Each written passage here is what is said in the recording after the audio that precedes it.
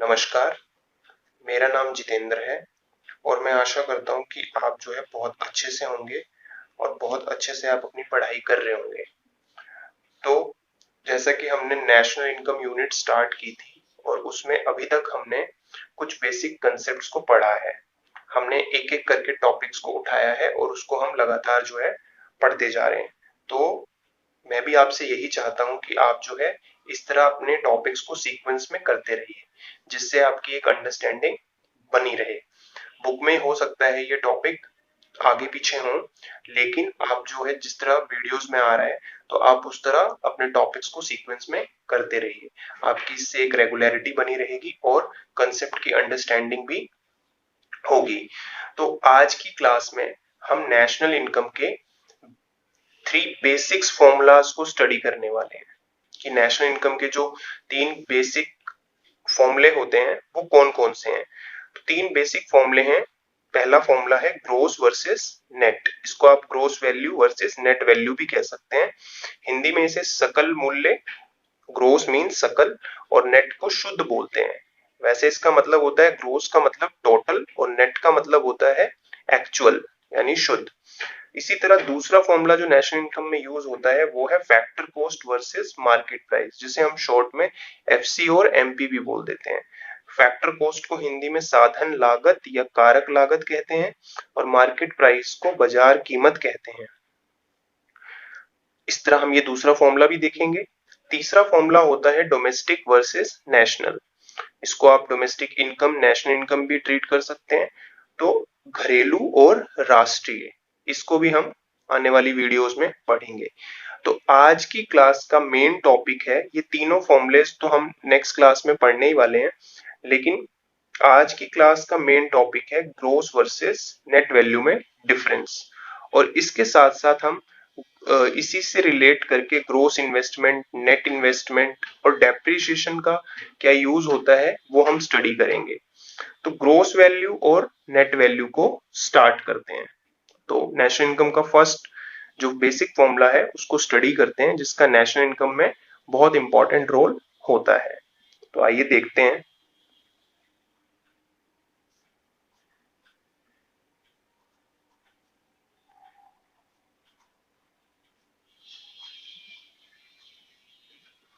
जिसको हिंदी में हम सकल, जैसा मैंने आपको बताया, और नेट को हम शुद्ध भी कहते हैं। तो इसको हम एग्जाम ग्रोस और नेट का कंसेप्ट को समझने के लिए हम इस एक एग्जांपल लेते हैं। मान लीजिए आपने 1 जनवरी 2019 को 1 जनवरी 2019 को आपने एक फ्रिज लिया,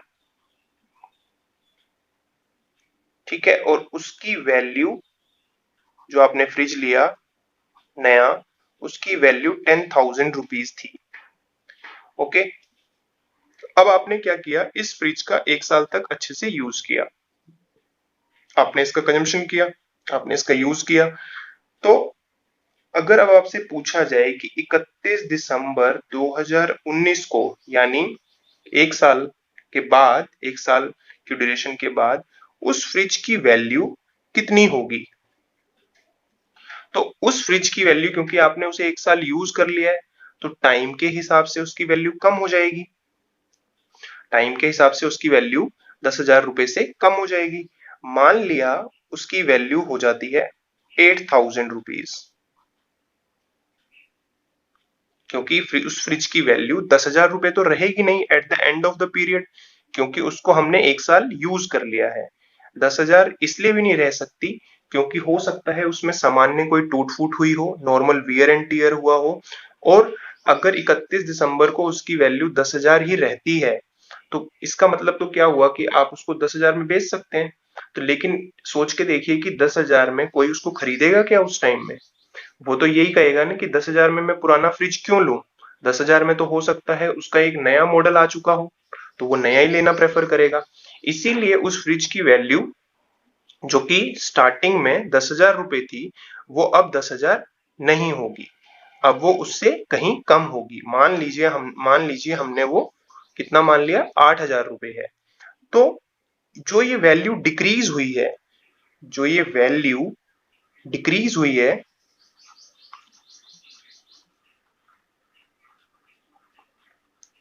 इसी को हम बोलते हैं depreciation.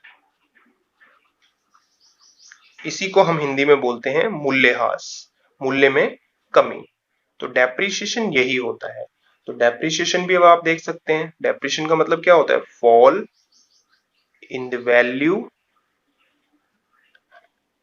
Of fix assets over a period of time.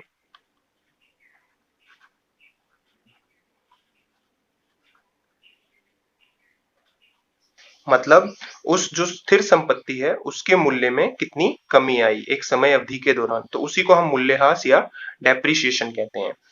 तो तो आपने क्या देखा कि उस फ्रिज की वैल्यू 10,000 से 8,000 हो गई एक टाइम के बाद।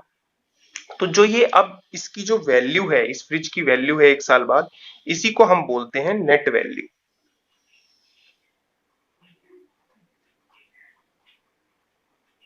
और जो स्टार्टिंग में वैल्यू थी, जो उसकी टोटल वैल्यू थी, उसको हम कहते हैं ग्रोस वैल्यू,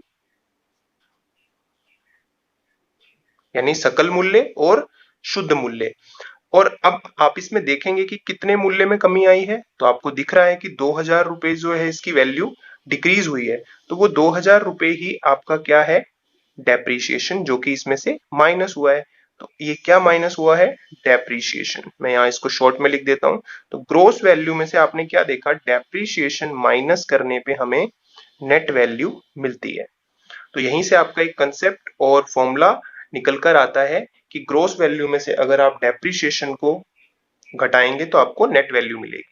और आपको चीजों को नेट पे ही दिखाना चाहिए, शुद्ध मूल्य ही दिखाना चाहिए। क्योंकि अगर आप एंड में भी उस फ्रिज को 10,000 रुपए का ही दिखाएंगे तो ये ओवर एस्टिमेशन होगा, क्योंकि आपके उस फ्रिज की वैल्यू, एक्चुअल वैल्यू 10,000 रुपए नहीं है। अगर मार्केट में आप बेचने जाएंगे तो उस टाइम आपको 8,000 रुपए मिलेंगे।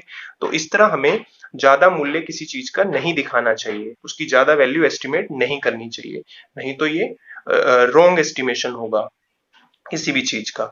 तो आपने क्या देखा कि हमें अगर ग्रोस वैल्यू से या ग्रोस से, सकल मूल्य से नेट वैल्यू पे जाना है, एरो का मतलब है अगर हमें ग्रोस से नेट पे पहुंचना है तो किसका यूज होता है, डेप्रीशिएशन का। और कैसा यूज होता है, अब आपको पता लग गया होगा कि ग्रोस में से हम क्या माइनस करेंगे, डेप्रीशिएशन।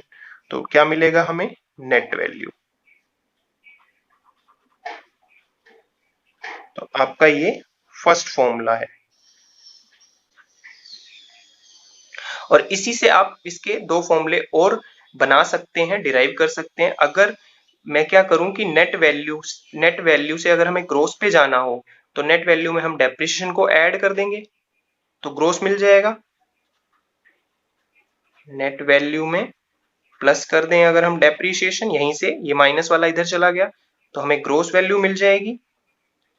और हम ऐसा भी कर सकते हैं कि ग्रोस में से अगर नेट वैल्यू को घटा दें, ये यहीं पे है, ग्रोस में से अगर हम नेट घटा दें, ये इधर चला गया तो हमें डेप्रिसिएशन मिल जाएगा। तो आप, पर्पस ये है कि आप बस एक याद रखिए, ये आपके दोनों इसी से निकल कर आ जाते हैं। तो आपने क्या देखा कि ग्रोस से हमें नेट पे पहुंचने के लिए डेप्रिसिएशन का यूज होता है। और डेप्रिसिएशन आपने क्या देखा कि fall in the value of fixed assets over a period of time is called depreciation. और इसी डेप्रिसिएशन को हम कंजम्पशन ऑफ फिक्स्ड कैपिटल भी बोलते हैं, क्योंकि आपने फिक्स्ड कैपिटल का कंजम्पशन किया है। तो इसको हम कंजम्पशन ऑफ फिक्स्ड कैपिटल भी कहते हैं। इसको हिंदी में बोलते हैं स्थिर पूंजी का उपभोग, क्योंकि जो ये फ्रिज था ये आपकी फिक्स असेट्स थी, स्थिर पूंजी थी, फिक्स कैपिटल थी। तो इसका आपने यूज किया तो उसको बोल रहे हैं कंजम्पशन ऑफ फिक्स्ड कैपिटल। तो ये इसका बहुत कॉमन नाम है, तो इसको याद रखिएगा, मोस्टली इसी से एग्जाम्स में क्वेश्चन पूछे जाते हैं। और इस डेप्रिसिएशन के रीजन क्या थे, fall in the value of fix assets due to, what are the reasons behind depreciations. तो इसके रीजन है, पहला, उस फिक्स एसेट्स की वैल्यू क्यों गिरती है, with the passage of time, with the passage of time. इसका मतलब यह है समय बीतने के अकॉर्डिंग। जैसे एक साल का टाइम ये पास हो चुका है, तो एक साल का जो टाइम गुजरा है उसके अकॉर्डिंग उसकी वैल्यू कम हो जाती है, किसी भी चीज की वैल्यू कम हो जाती है। जैसे आप कोई फोन खरीदते हैं तो उसकी वैल्यू 2 महीने बाद 3 महीने बाद ऑटोमेटिकली कम हो जाती है, तो with the passage of time value कम हो जाती है, यानी समय गुजरने के अनुसार। और दूसरा रीजन है नॉर्मल वियर एंड टीयर। हो सकता है वो आपका फ्रिज दिवाली में साफ सफाई करते टाइम थोड़ा उसमें स्क्रैचेस आ गए हों, या फिर वो टूट फूट गया हो, तो उसकी value normal wear and tear के अकॉर्डिंग भी कम हो सकती है। और तीसरा रीजन होता है डेप्रिसिएशन का एक्सपेक्टेड ऑब्सोलेंस। इसको बोलते हैं सामान्य टूट फूट, और ये है एक्सपेक्टेड ऑब्सोलेंस। एक्सेप्टेड ऑब्सोलेंस को हिंदी में बोलते हैं प्रत्याशित अप्रचलन। यानी हो सकता है वो चीज, हो सकता क्या डेफिनेटली है कि 1 साल बाद उस फ्रिज की जगह कोई नया फ्रिज आ गया हो जो कि उससे लेटेस्ट मॉडल का हो, न्यू टेक्नोलॉजी का हो, और सेम अमाउंट में 10,000 में आपको मिल रहा है, तो ऑटोमेटिकली इस पुराने वाले फ्रिज की वैल्यू जो है वो डिक्रीज हो जाएगी। तो उसी को बोलते हैं एक्सपेक्टेड ऑब्सोलेंस, यानी प्रत्याशित, जो आप प्रत्याशित ऐसा होना ही है, ऑब्सोलेंस यानी प्रचलन से बाहर। इसको आप यूं भी कह सकते हैं out of fashion, out of fashion या आउट ऑफ डिमांड। और किसकी वजह से? ड्यू टू न्यू टेक्नोलॉजी, नई टेक्नोलॉजी आने की वजह से। तो ये सारे रीजन थे डेप्रिसिएशन के। तो आपने देखा कि ग्रोस और नेट वैल्यू में क्या डिफरेंस होता है और किसका रोल होता है। अगर हमें ग्रोस से नेट पे जाना है तो रोल होता है डेप्रिसिएशन का। ग्रोस वैल्यू में से आप डेप्रिसिएशन माइनस कीजिए, आपको नेट वैल्यू मिल जाएगी। इसी को हम सकल और शुद्ध कहते हैं। तो आपने आज की क्लास में पहला फॉर्मूला देखा। आइए अब हम निवेश को देखते हैं। निवेश जिसे हम इन्वेस्टमेंट भी कहते हैं, और इसका दूसरा नाम है कैपिटल फॉर्मेशन, जिसे हम पूंजी निर्माण भी कहते हैं। ध्यान रखिएगा, इन्वेस्टमेंट को कैपिटल फॉर्मेशन भी कहते हैं। तो इन्वेस्टमेंट क्या होता है कि जो it is addition to the physical stock of capital during a given period of time. Means आपके जो भौतिक पूंजी का जो स्टॉक होता है, मतलब जिसको आप, ऐसा स्टॉक जिसको आप देख सकते हैं, उसमें जो एडिशन होता है, जो बन गया होता है, उसी को हम, और कब बना होगा ये? एक समय अवधि के दौरान, एक पीरियड ऑफ टाइम में, तो उसी को हम निवेश कहते हैं। फॉर एग्जाम्पल, आपने जो है एक बिल्डिंग कंस्ट्रक्ट करवाई 10 लाख की, तो आपकी वो बिल्डिंग जो है बनकर तैयार हो गई, तो उसी को आप क्या बोलेंगे? इन्वेस्टमेंट, क्योंकि आपने उसमें 10 लाख रुपए लगा दिए हैं। इसी तरह मान लो आपने 5 लाख की मशीनरी खरीद ली, परचेज ऑफ मशीनरी, तो ये भी आपकी क्या कहलाएगी? इन्वेस्टमेंट, क्योंकि अब एडिशन हो गया किस चीज में? फिजिकल स्टॉक में, जिसको आप देख सकते हैं। फिजिकल स्टॉक यहाँ पे किसको बोला जा रहा है?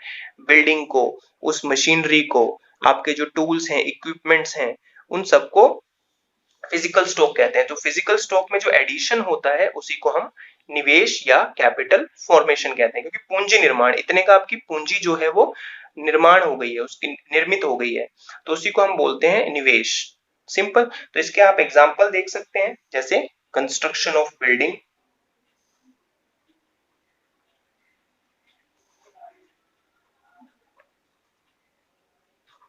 परचेज ऑफ मशीनरी,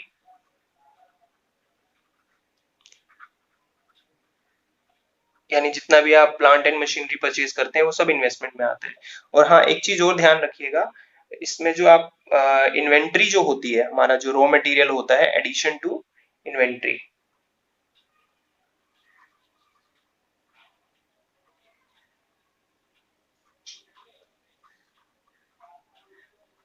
या आप स्टॉक ऑफ इन्वेंट्री भी कह सकते हैं।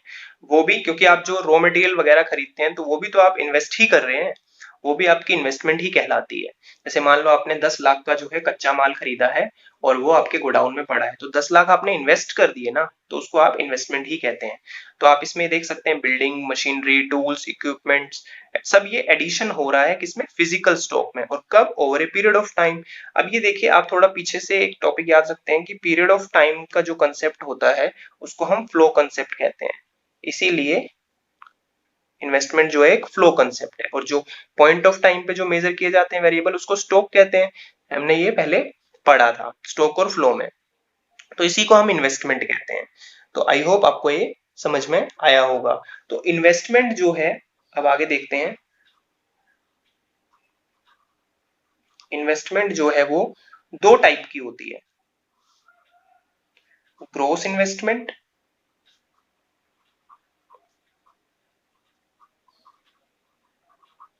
और नेट इन्वेस्टमेंट।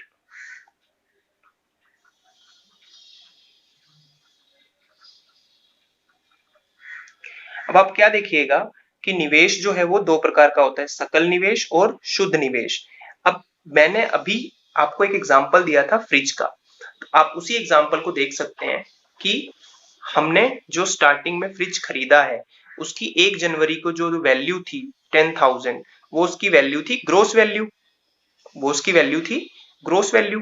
तो इस तरह अभी तो हमने एक एग्जांपल लिया है, मान लीजिए एक टाइम पीरियड में इकोनॉमी में ऐसी बहुत सारी बिल्डिंग्स, बहुत सारी जो है मशीनरी परचेज की जाती है, तो उनकी सब जो टोटैलिटी में जो वैल्यू होती है, जो इस तरह हम जो इन्वेस्टमेंट करते हैं टोटैलिटी में, क्योंकि ग्रोस का मतलब होता है टोटल, तो आप इसी डेफिनेशन में देख सकते हैं, तो उसी को हम बोलेंगे gross investment.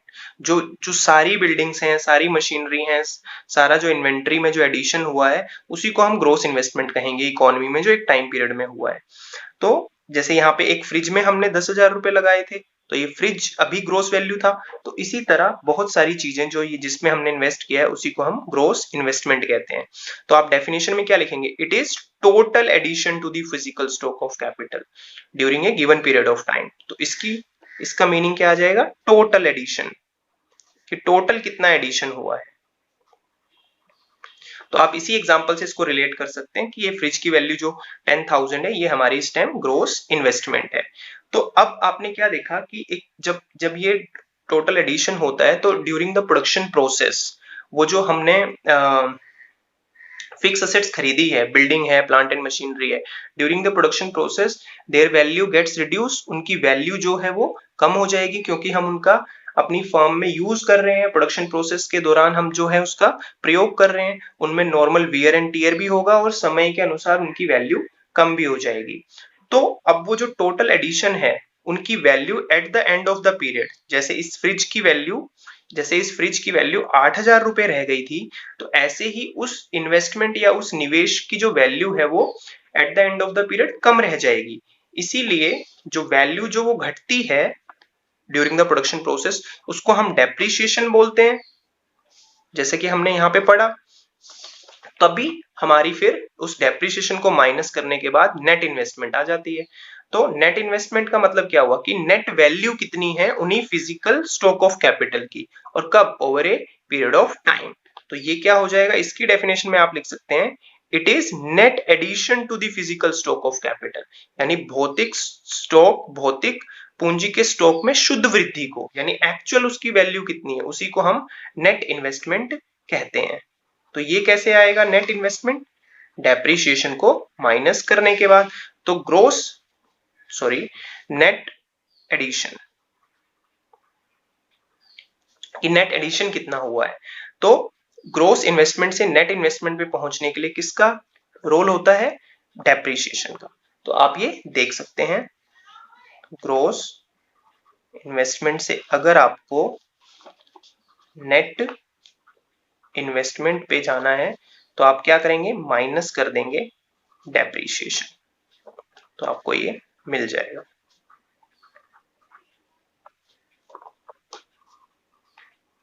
Gross investment minus depreciation, net investment. तो आप इस ग्रोस इन्वेस्टमेंट के कंसेप्ट को, नेट इन्वेस्टमेंट के कंसेप्ट को इस फ्रिज वाले एग्जांपल से रिलेट कर सकते हैं। यही आपकी ग्रोस इन्वेस्टमेंट है और यही आपकी नेट इन्वेस्टमेंट है। तो जो डेप्रिसिएशन लगा है उसको माइनस कर देना है। तो आई होप आपको ये टॉपिक समझ में आया होगा और आप इसको अपनी बुक से अब पढ़ सकते हैं। तो यही होता है ग्रोस इन्वेस्टमेंट और नेट इन्वेस्टमेंट। तो स्टूडेंट्स, आपको ये टॉपिक अच्छे से समझ में आया होगा, आशा करता हूं। और अगर अच्छे से समझ में आया है तो प्लीज इस वीडियो को लाइक कीजिए, अपने दोस्तों के बीच शेयर कीजिए और चैनल को सब्सक्राइब कीजिए। इसी तरह आपको जो है टॉपिक वाइज जो है रेगुलर वीडियोस मिलती रहेंगी, जो कि कंटिन्यूएशन में होंगी, कि हमें सीक्वेंस में इसके बाद हमें क्या पढ़ना है, एक भी चीज जो है वो मिस नहीं होने वाली है। तो प्लीज आप बने रहिए और अपना ध्यान रखिए। Till then, take care, good bye.